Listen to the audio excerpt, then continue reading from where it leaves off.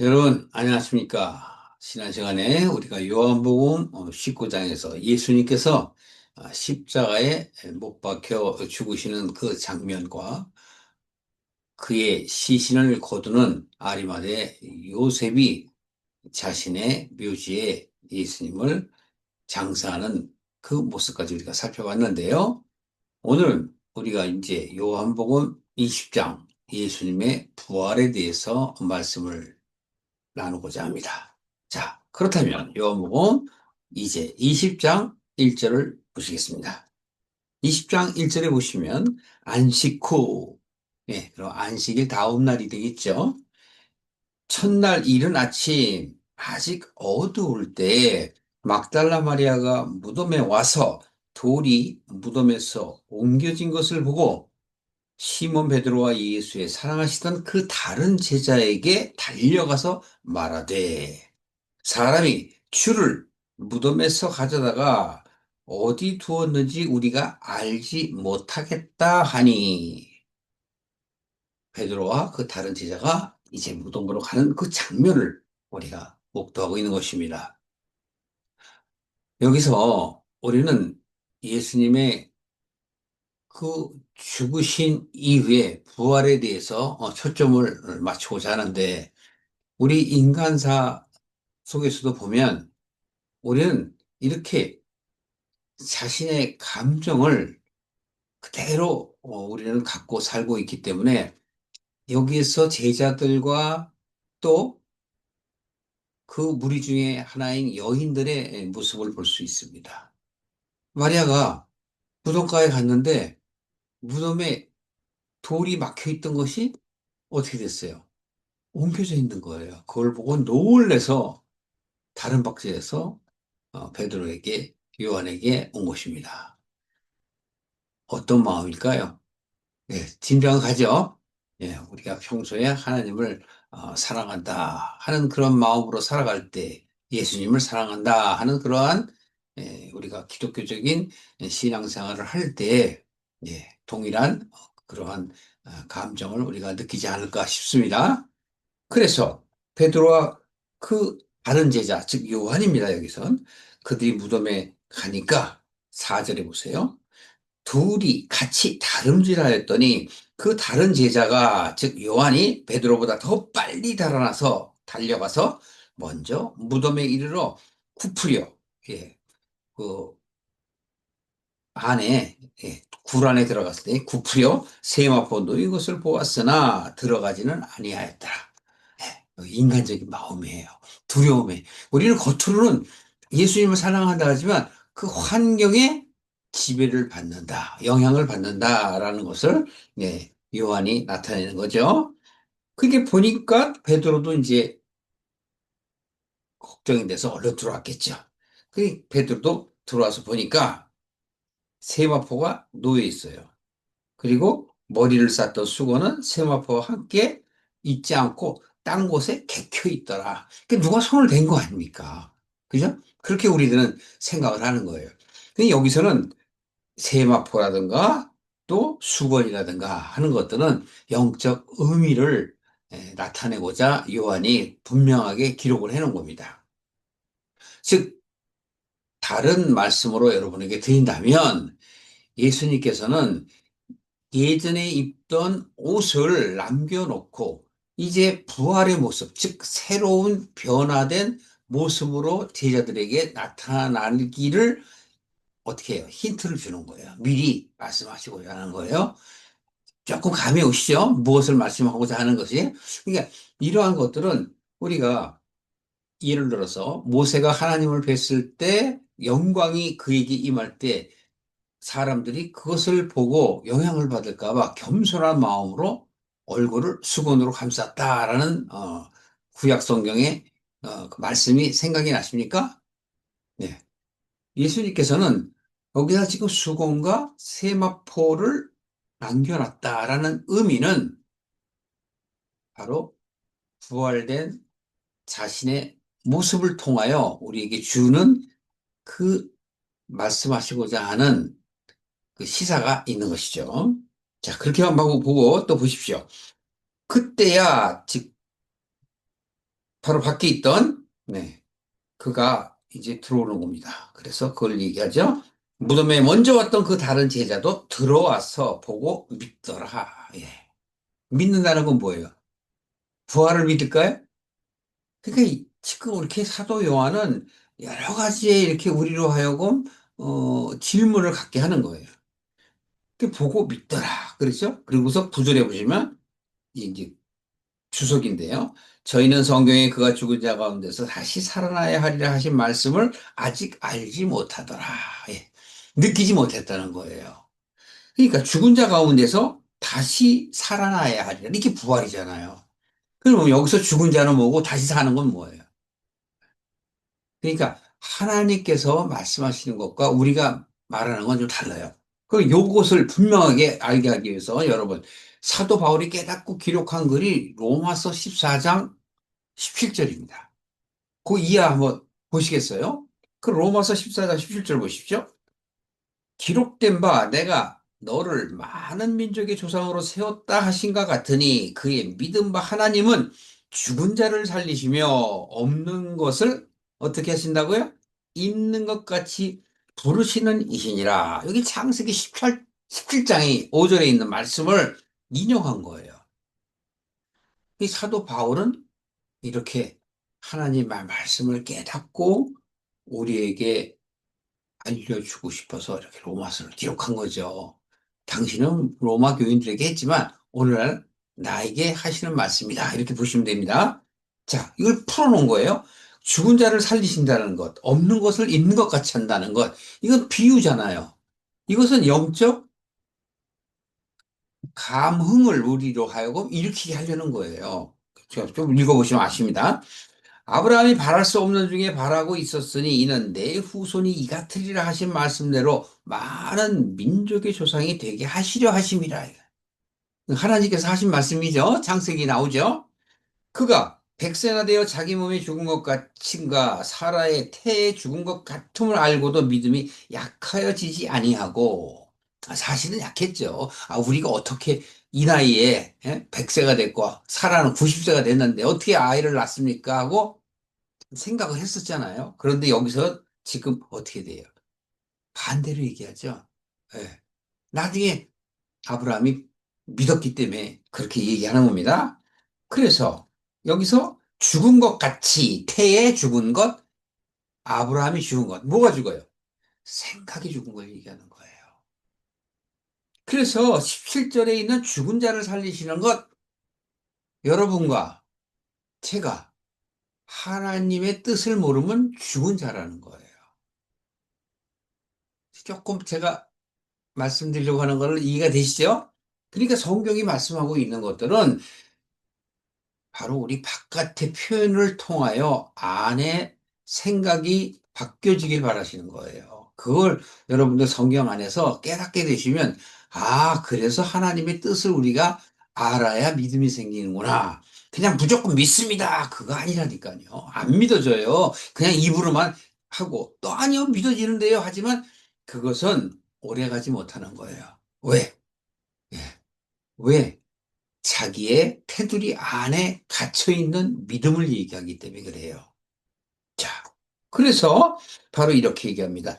믿음이 없어 하나님의 약속을 의심치 않고 믿음에 견고해져서 하나님께 영광을 돌리며 깨달았죠. 약속하신 그것을 또한 능히 이루실 줄을 확신하였으니 당신은 그렇지 않았지만 결국은 아브라함이 하나님을 믿게 됐잖아요. 그래서 나중에는 이삭을 하나님께 바칠 수 있는 그러한 굳건한 변화가 생겼던 것이죠. 그래서 21절 보세요. 약속하신 그것을 능히 이루실 줄을 확신했다 그랬죠? 그러므로 이것을 저에게 의로 여기셨느니라. 하나님께서 의로 여기셨다. 뭘 의로 여겨요? 내가 변화가 되어야 이루어지시는 거예요. 변화되지 않으면 이루어지지 않죠. 그래서 지금 여기서 바울이 쓰는 것은 결국 아브라함의 마지막을 다 알고 있기 때문에 이렇게 기록을 할 수 있는 거예요. 그래서 죽은 자가 산 자가 된 것, 그것을 아브라함의 비유해서 얘기를 하는 것이죠. 그리고 사도 바울은 갈라디아 교인들에게도 또 얘기하잖아요. 사라와 하가를 얘기하면서 바로 그것은 죽은 자와 산 자를 얘기하지 않습니까?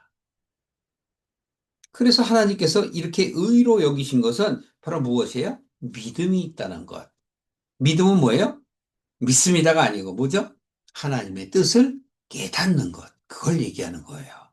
이게 우리는 감정, 감성에 의해서 수시로 변하지만 내 안에 이제 확고하게 하나님의 뜻을 알게 되면 변해지지가 않아요. 그걸 우리는 안식한다 이렇게 얘기하는 거예요.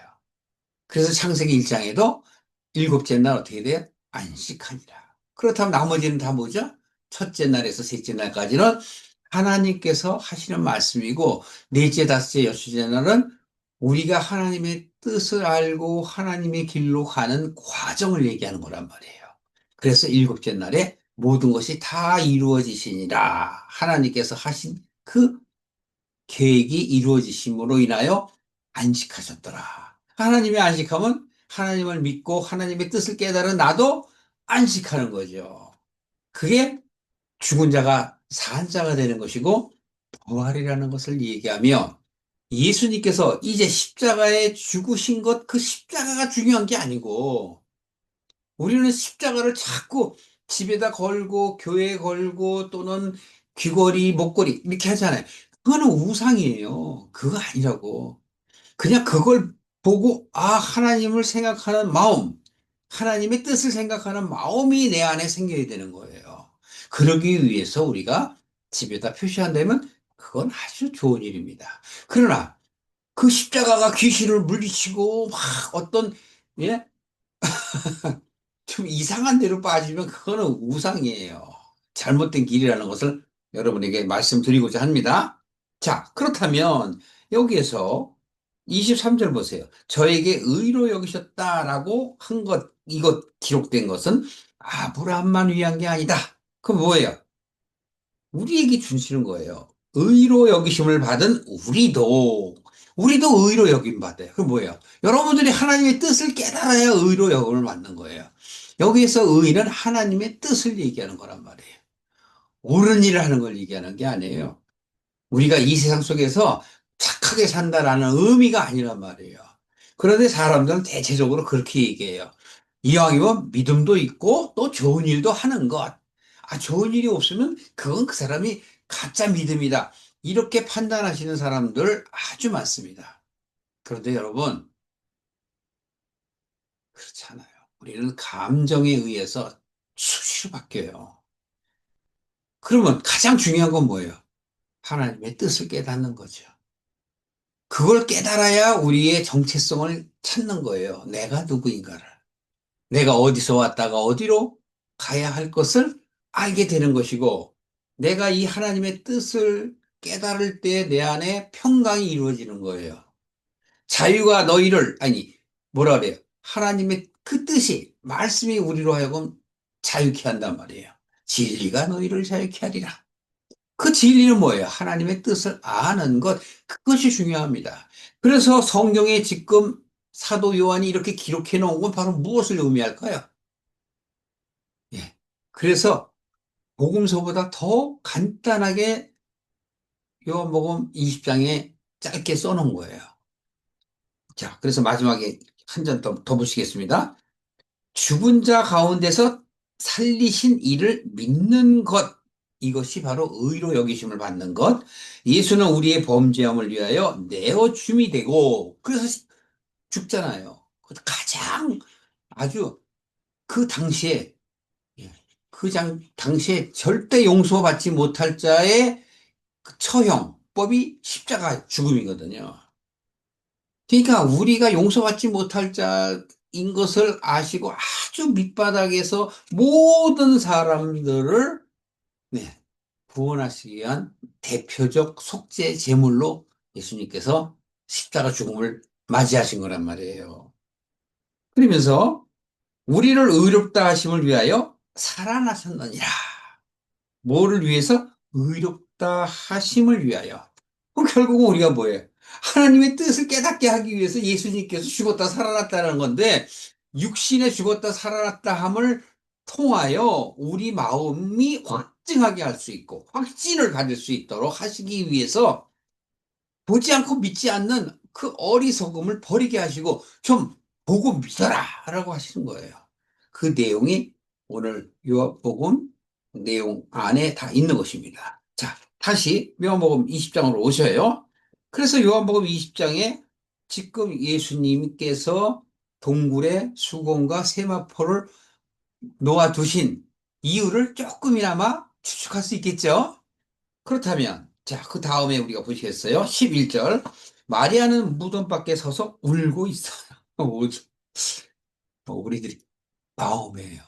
우리는 현실 속에서 보고, 듣고, 느끼는 것만 우리가 모든 것으로 착각을 한단 말이에요. 예수님께서 여기 안 계시잖아요. 그러니까 마리아가 우는 거예요. 그래서 우리는 그 성경을 우리가 보시도 그 무엇을 뜻하는가에 초점을 맞춰야지 자꾸 감성팔이를 해서는 안 돼요. 네. 많은 그 집단이 이 감성팔이를 하죠. 그건 별로 안 좋아요. 그 우리가 웃고 울고 하는 것도 전부 하나님의 뜻을 알기 위해서 하는 것이지 그냥 그 바깥의 외형적인 것만 아는 것은 죽은 자예요. 사는 자 뭐예요? 안으로 바뀌는 거예요. 바깥 사람은 바로 밖에 우리가 오감을 통해서 하나님을 아는 것, 예수님을 아는 것이고, 안으로 바뀌는 건 뭐예요? 하나님의 뜻을 깨달아서 나의 사고, 나의 생각이 온전하게 뒤바뀌어지는 걸 얘기해요. 그냥 안 돼요. 뒤바뀌어져야 돼요. 그래야 우리가 하나님을 안다고 말할 수 있는 것입니다. 그래서 여기서도 보시면 무덤 속을 이제 들여다보죠. 들어가지 못하고. 그랬더니 12절에 보니까 흰옷 입은 두 천사가 예수님의 시차가 누웠던 곳에 하나는 머리편에 하나는 발편에 있더라. 요것도 애매하죠? 어떻게 해석을 해야 할지. 그런데 분명한 거 보십시오. 여기서 왜 요한이 기록을 했을까? 하나는 머리편에 하나는 발편에 천사가 있다는 거예요. 그 천사는 뭘 증거하기 위해서요? 천사. 하늘에서 보낸 사신이잖아요. 천사.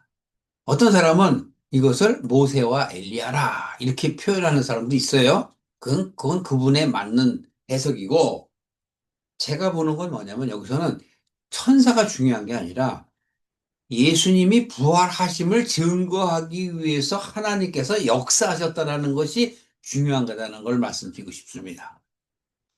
그러니까 누구다 그게 중요한 게 아니라 하나님의 사자들이 예수님이 부활하심을 우리들에게 나타내는 것. 그러니까 하나님의 일은 우리 요한복음에서 뭐라고 얘기했었어요? 우리로 하여금 예수 그리스도를 믿게 하는 게 하나님의 일이다 그랬잖아요. 그렇죠? 예수님의 일은 뭐죠? 우리로 하여금 예수의 이름을 믿어 구원받게 하는 거잖아요. 우리 이름 뭐라 했어요? 우리 일. 우리는 예수님을 아는 거잖아요.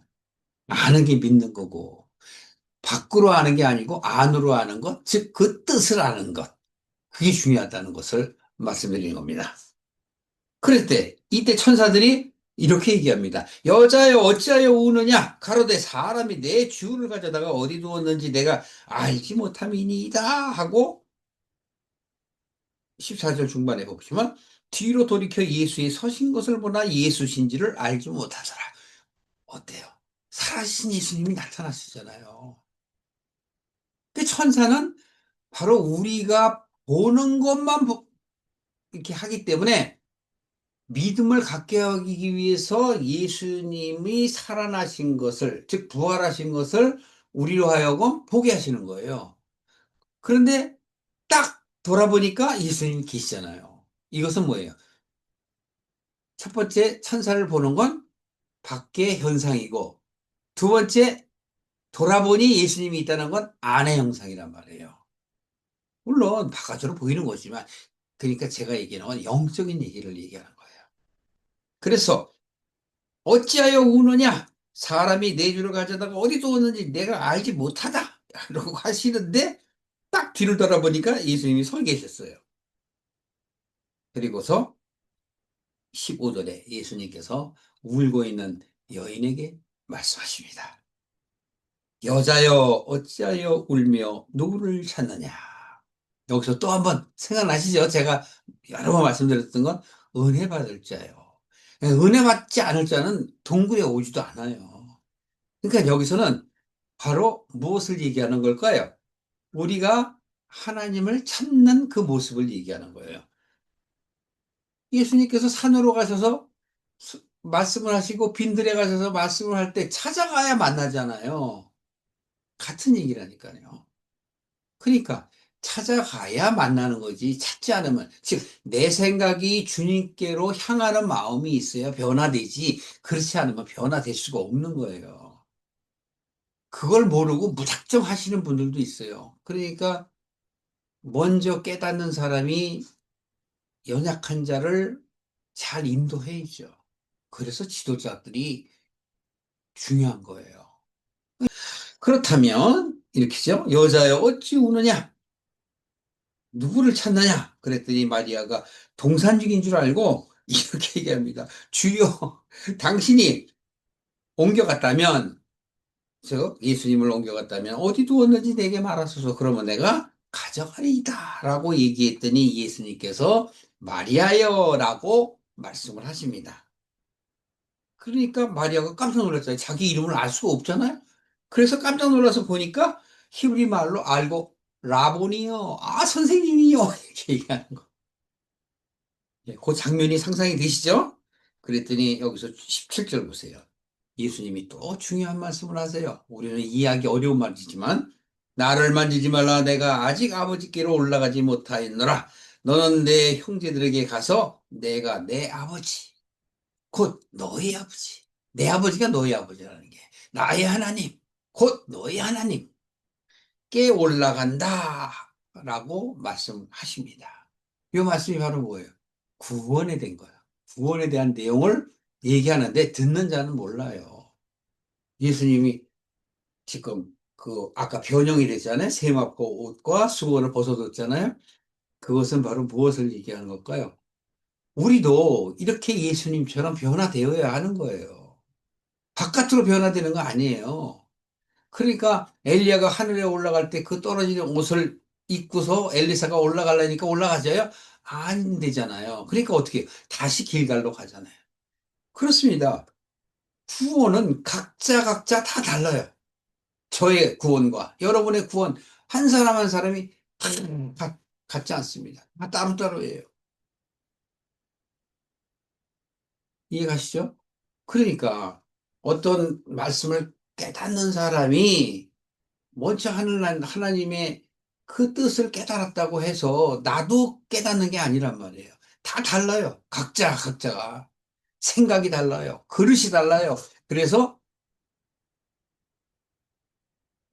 그릇마다 담듯이 나도 내가 노력하고 기도하고 하나님의 뜻을 깨달아 알게 되는 것이죠. 그 그릇이 차면 뭐가 돼요? 하나님의 것을 담고 있기 때문에 안식하는 겁니다. 거기까지. 자, 막달라 마리아가 가서 제자들에게 어떻게 돼요? 내가 주를 봤다 하고서 이제 막 얘기를 합니다. 주께서 자기에게 이렇게 말씀하셨다라고 이야기하는 장면, 거기서 19절 보시면 이날 안식 후 첫날, 지금 첫날이에요. 근데 저녁이 됐습니다.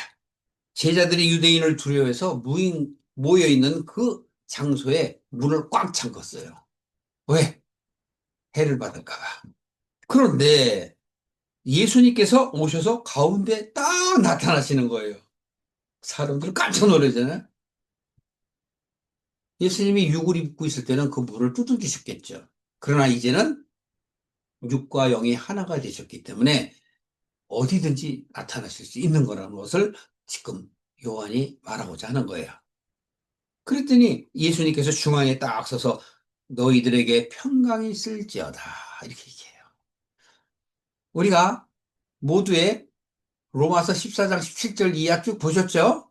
그거예요. 죽은 자가 산 자가 되는 것, 그게 평강이 이루어지는 거예요. 예수님께서 너에게 평강이 있을지어다. 그러면 어디야? 산자가 되라. 라는 뜻이란 말이에요. 예수님이 모본으로 죽은 자에서 산 자를 보여주시는 거예요. 그런데 우리는 그런 거 잘 모르잖아요. 왜? 육의 것만 보니까. 네. 자기가 느낄 수 있는 것만 믿고, 볼 수 있는 것만 믿고, 들을 수 있는 것만 됐잖아요.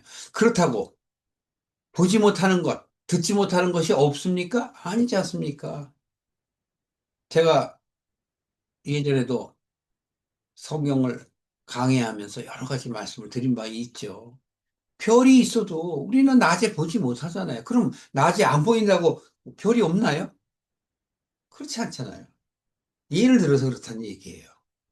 그래서 우리는 오감으로 느낄 수 있는 것들만 예, 믿는 그런 성향에서 정말 하나님의 뜻을 알게 되면 믿음이 자랄 수 있죠.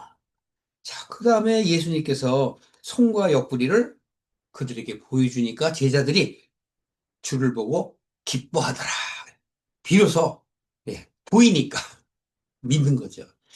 그러니까 여기서는 어떤 거예요? 예수님이 다른 모습으로 나타나셨다라고 볼 수 있는 거예요. 생전의 모습과는 좀 다른 모습이었지 않느냐라는 생각입니다. 그러면서 예수님께서 너에게 평강이 있을지어다. 아버지께서 나를 보내신 것 같이 나도 너희를 보내리라. 이건 어디를 보낸다고 그러면 안 돼요. 우리가 성경을 보고 너무 오해를 많이 해요. 그러면 예수님이 지금 보십시오. 여기서 아버지께서 나를 보내신 것 같이. 그럼 아버지께서 나를 왜 보내셨다고 그랬죠? 우리를 구원하기 위해서 예수님을 보내셨죠? 나도 너희를 보냈다 하니까 우리가 나가갖고 다른 사람한테 막 복음을 전하라고 이렇게 오해의 소지가 있어요. 물론 나쁘다는 건 아닙니다. 그 여기서는 바로 죽은 자, 산 자 자꾸 얘기하는 건 뭐냐면 예수님께서 이렇게 내가 아버지께 간다라고 얘기하셨잖아요. 그 간다라는 건 바로 산다라는 것을 얘기하는 거예요. 육으로 죽은 자는 영으로 산 자가 된 것처럼 바로 하나님께서 나를 그렇게 보내신 것처럼 너희들도 그렇게 보내겠다라는 걸 우리가 죽은 자에서 산 자로 되게 하시겠다라는 걸 얘기하는 거예요. 어디로 막 이렇게 막 가는 거 아니라니까. 그 복음서에서도 예수님께서 맨 마지막에 얘기하시죠. 너희는 사마리아 땅까지 복음을 전하라. 그랬더니 막 어디론가 가서 막 그냥 예수 그리스도 막 이걸 얘기하려고 하는데 본 뜻은 그게 아니라 나에 대해서 하시는 말씀이란 말이에요. 내가 죽은 자에서 산 자가 되는 거, 그걸 얘기하시는 거예요. 이게 언젠간 여러분들이 이해하실 거예요. 지금 이해하시지 못한다 하더라도 자꾸 저와 함께 말씀에 연구를 하시면 깨닫게 될 걸로 믿습니다. 자, 그래서 이렇게 예수님께서 말씀하시고 저희를 향해서 숨을 쉬며 가라사대. 이것도 아주 요한이 왜 기록했나 저는 생각해 봤어요. 응? 왜 숨을 쉬며 이런 말을 써놨을까? 어쨌든 보십시오. 우리는 이렇게 얘기해요. 저희에게 말하기를 성령을 받아라. 이거 키포인트란 말이에요. 그러니까 예수님이 숨을 쉬며 가라사대 그러면 어때요? 이제 요한이 기록하고자 하는 것을 어떻게 하냐? 전환시키는 거예요. 죽은 자에서 산 자 얘기를 하다가 이제 전환을 시켜요. 그게 뭐예요? 우리로 하여금 동기부여를 하시기 위해서. 그 동기부여가 뭐예요? 성령을 받아라. 성령을 받아라. 성령을 받을 때 여러분 가장 중요한 게 요한복음 14장 26절이잖아요. 보혜사 아버지께서 내 이름으로 보내실 성령. 성령은 누구 이름으로 와요? 예수의 이름으로 오신 거라니까요. 아버지께서 바로 예수 그리스도의 이름으로 보냈어요. 그분이 바로 성령이야. 그러니까 예수님이 죽으신 이후에 하늘로 가면 나에게 누가 오셔요? 성령님. 바로 예수님의 이름을 증거할 성령님이 오신단 말이에요. 그분이 오셔서 어떻게 해요? 너희에게 모든 것을 가르치시고 예수님께서 하신 모든 것을 생각나게 하시리라. 이 말씀이잖아요. 그러니까 가르치신다는 걸 왜요? 우리로 하여금 깨닫게 하신다는 거죠. 죽은 자에서 산 자가 되려면 깨달아야 된다. 그것을 요한이 기록해 놓은 겁니다. 어떻습니까, 여러분? 단순히 그냥 읽어 내려가면 전혀 그 뜻을 알 수가 없습니다만, 이렇게 우리가 사도 요한이 말하고자 하는 그 뜻을 헤아리면 우리에게 아까 예수님께서 얘기하셨지 평강이 있을지어다. 그래서 평강이 오는 거예요. 그래서 예수님께서 이렇게 25절에 다른 사람들이 그 자리에 있지 아니한 사람도 있었고 또 우리 또한 그 자리에 있지 않습니까? 그래서 우리로 하여금 믿게 하시려고 25절에 보시면 우리가 주를 보았나라 하니 도마가 가로되 내가 그 손에 못자국을 보면 내가 손가락을 그 못자국에 집어넣어서 내 손을 그 옆구리에 넣어서 내게 느낌이 없다면 난 못 믿는다. 만약 그래서 느낌이 온다면 나는 믿겠다 이 얘기예요. 그리고 나서 26절에 전환이 됩니다. 시간이 어느 정도 경과했어요? 여들에 지나서 8일이 지났다는 얘기죠. 제자들이 다시 집 안에 있을 때 똑같은 상황이 벌어집니다. 도마도 함께 문들이 닫혀 있는데 예수님께서 오셔서 가운데 서서 말씀하시기를 너희에게 평강이 있을지어다. 그 예수님께서는 우리에게 평강이 있길 원하시는 거예요. 그래서 우리는 뭐 인사할 때 그렇게 얘기하죠. 평강이 있을지어다. 그 다 이런 뜻을 알고 얘기하면 얼마나 좋을까요? 모르고 하니까 답답하죠. 그냥 인사말로만 해요. 정말 내가 너를 사랑해서 네가 죽은 자가 가운데서 다시 산 자가 되기를 원한다. 예수님께서 다시 사신 것처럼 너에게도 다시 사는 부활이 있기를 바란다. 그런 뜻이란 말이에요. 그래서 예수님께서는 이렇게 얘기하신다. 도마한테 다 알고 계세요. 이게 도마는 바로 나를 얘기하는 거예요. 왜? 믿음이 오락가락하는 나를 얘기하는 거죠. 네 손가락을 이리 내밀어서 내 손을 보고 내 손을 내밀어 내 옆구리에 넣어라. 그리고 믿음이 없는 자가 되지 말고 믿는 자가 되라. 이렇게 얘기해요. 예.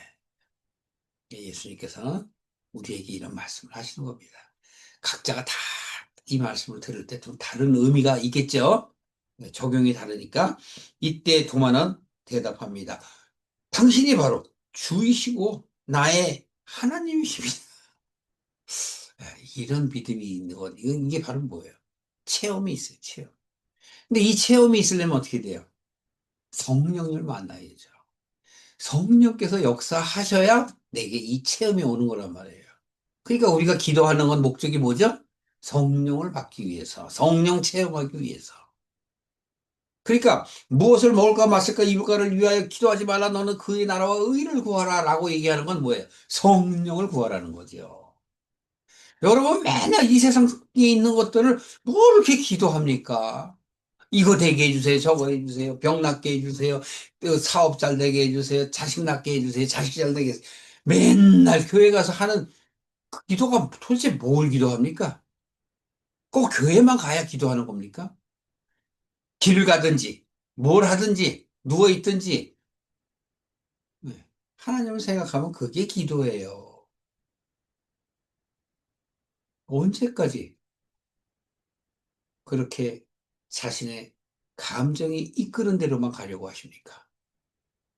자, 그래서 바로 도마가 나의 주시면 나의 하나님이시라고 얘기했죠? 그랬더니 예수님께서 바로 이렇게 말씀하십니다. 너는 나를 본고로 믿느냐? 보지 못하고 믿는 자가 복이 있느니라. 자, 복이 뭐죠? 참 하나님과 그의 보내신 자 예수 그리스도를 믿는 것이다. 아는 것이다. 요한복음 17장 3절의 말씀이잖아요. 기억나시죠? 네, 바로 그렇다니까요. 이게 우리가 생각하는 거하고 좀 다르죠? 그러나 사도 요한은 깨닫고 이렇게 과거에 자기가 믿었던 그때와 이제 깨닫고 나서의 그 차이를 요한복음에 아주 기록을 잘 해놨어요. 그래서 여러분들이 요한복음 또 요한서신, 요한계시록을 잘 보셔야 될 것입니다.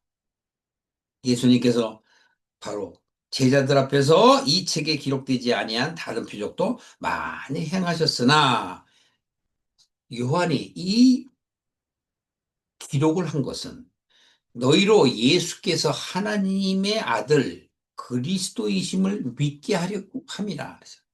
그러니까 요한복음을 쓴 목적이 지금 여기 20장 31절에 기록해 놓은 거예요. 예수, 그리스도, 예수가 그리스도 대신 그분, 그분은 누구예요? 하나님이 보내셨다. 그분을 믿음으로 인하여 우리가 그 이름으로 생명을 얻게 하기 위함이다.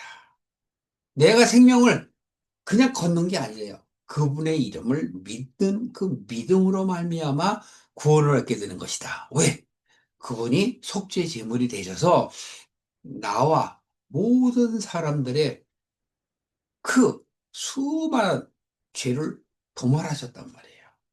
그래서 그걸 믿는 믿음으로 말미암아 생명을 얻게 하려 하심이라 라고 말씀을 하셨습니다. 이게 부활의 얘기예요. 부활절날 여러분 뭘 얘기하세요? 부활은 내 생각이 바뀌어지는 것.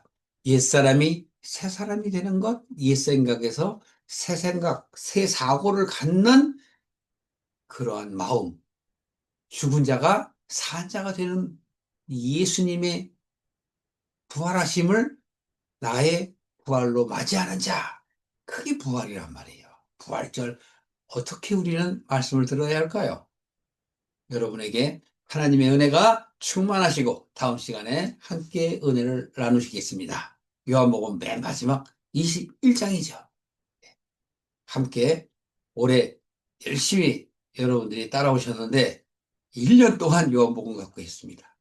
여러분 앞날에도 더 좋은 하나님의 계획이 있음을 알고 함께 나누기를 기원합니다.